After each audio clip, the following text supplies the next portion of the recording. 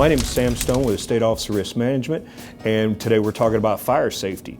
And the two main points here is A, evacuate. We want you to get out. We can replace everything in this room, we cannot replace you.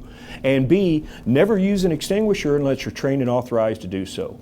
Would not expect you to use that extinguisher unless the fire were between you and your route of egress, or it was between you and your children.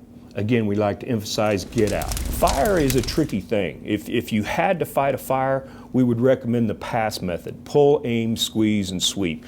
You would pull the pin from the canister, aim at the base of the fire, squeeze the lever, and sweep the extinguisher at the base of the fire.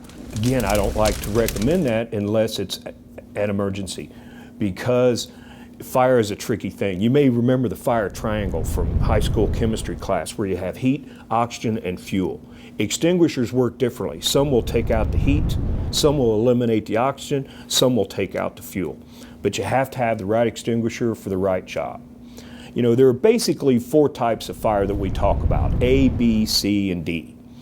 A to me stands for ashes. Anything that burns up in a fire that creates ashes, common combustion, you know, like anything in your trash can.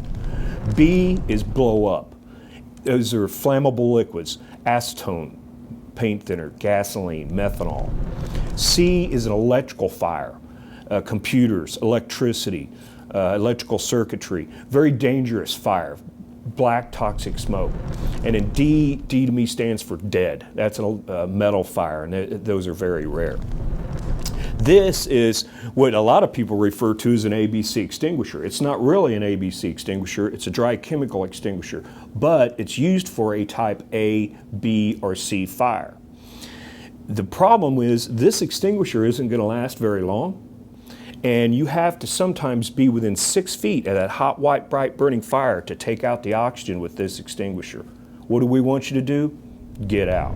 I would never expect anyone to fight a fire if it were beyond the incipient stage, beyond the very beginning stage of a fire. For example, if you had to crawl on the ground to avoid the smoke, or if you had to have an SCBA to get to the fire, that's beyond the incipient stage. We want you to get out. In summary, we talked about evacuating the building safely, not using a fire extinguisher unless we absolutely have to, and please check your policy and procedure on building evacuation and reporting to the predetermined area. For more information, check out the SORM website, sorm.state.tx.us.